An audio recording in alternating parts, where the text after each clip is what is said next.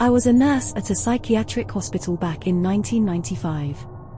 In the summer of '95, after graduating from nursing school, I was hired at a nearby psychiatric hospital which I'll call Dover's for privacy reasons. At the time I was living in the New England area, and let me tell you something, the summers there were beautiful.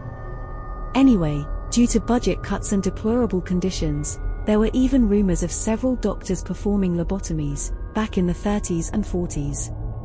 Dover's was slated to close in September of that year. At the time of my hiring, though, most of the 500 patients living at the Dover's were either released or relocated to other hospitals, leaving about 100 patients behind with 17 staff members, including 3 doctors and 4 nurses including myself.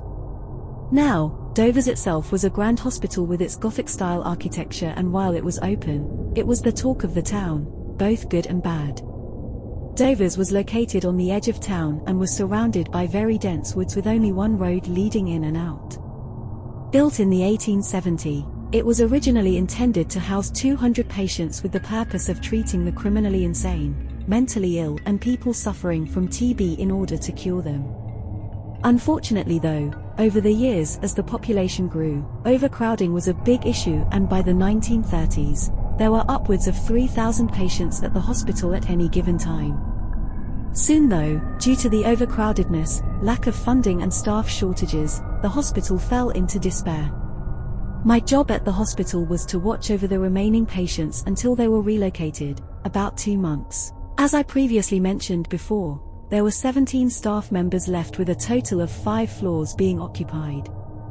There were 3 doctors, 4 nurses, 2 CNAs, for security guards, 2 cooks and 2 maintenance people left. We were left to live at the hospital with our sleeping quarters being on the 1st and 2nd floors, while the patients were kept on the 3rd and 4th floors.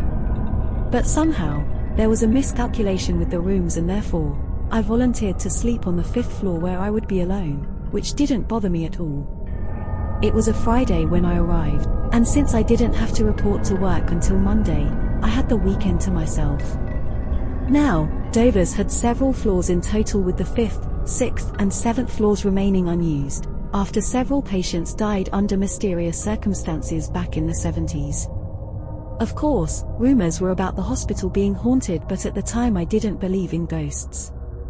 After I met the other staff, I had dinner and decided to retire to my room.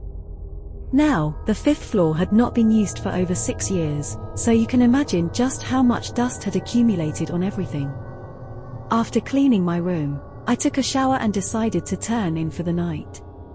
It was around 1 in the morning when something awoke me from a deep sleep. Adjusting my eyes to the darkness, I saw a figure standing at the edge of my bed. It appeared to be a woman wearing one of those old-fashioned nurses' uniforms. I quickly turned on the lights and the figure was gone. After tossing and turning for about an hour, I finally fell asleep. And the next morning after breakfast, I decided to explore the rest of the 5th floor. Using a flashlight, I wandered the halls, peering into each room, and I walked by until I reached the now abandoned nurses' station. It was as if time stood still. There was a long-forgotten coffee mug with coffee stains sitting on the counter, and all around the walls were old pictures of who I assumed were the nurses who used to live here. I studied the pictures well, as I was curious about the previous staff that worked here.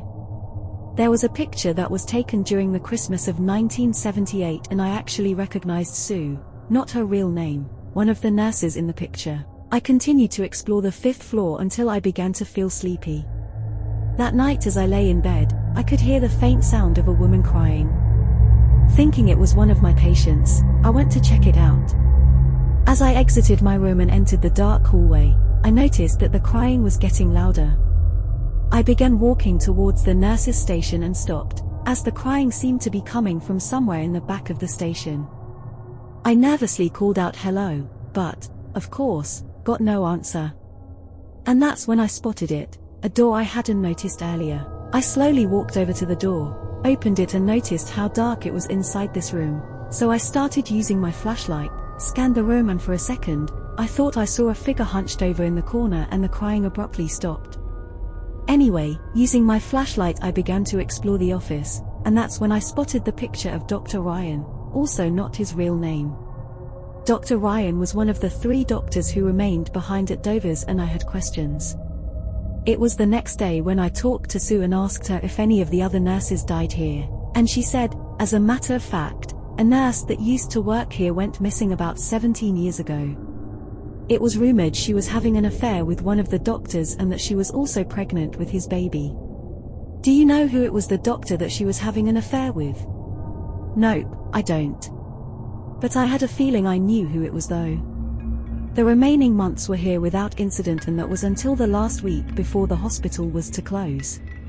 The morning started out normal. It was my day off, and I decided to go and get some breakfast. And as I was about to enter the elevator to go down to the first floor, it began to malfunction. Then from behind me, I heard the most blood-curdling wail, almost like someone in pain. I stood there in shock, unable to move. Somehow though I built up enough courage to turn around, and that's when I saw the ghost of a nurse gliding towards me.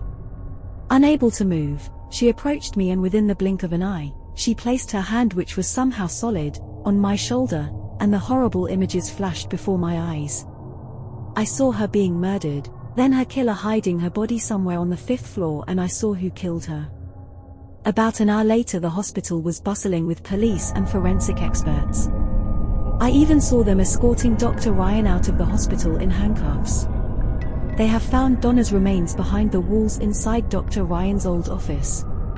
See, 17 years ago Dr. Ryan, who was married, was having an affair with a nurse from the hospital who I'll call Donna. Several months into the affair, Donna found out she was pregnant and threatened to tell Mrs. Ryan if he didn't divorce her. Scared his wife would leave him, he killed Donna in a fit of rage. After Dr. Ryan's arrest, I showed Sue the picture of Donna, which I found at the nurse's station, and she confirmed what I already knew. She was the nurse who went missing back in 1978. It was a few days after Dr. Ryan's arrest that the hospital closed its doors for the last time. As I exited the hospital, I felt a great sense of sadness, so I glanced over up at the 5th floor one last time, and standing there at the window was Donna. I waved at her and she smiled at me and then vanished. At that moment I felt a sense of calm. I often think about that time back in '95 and wonder if Donna finally found peace in the afterlife.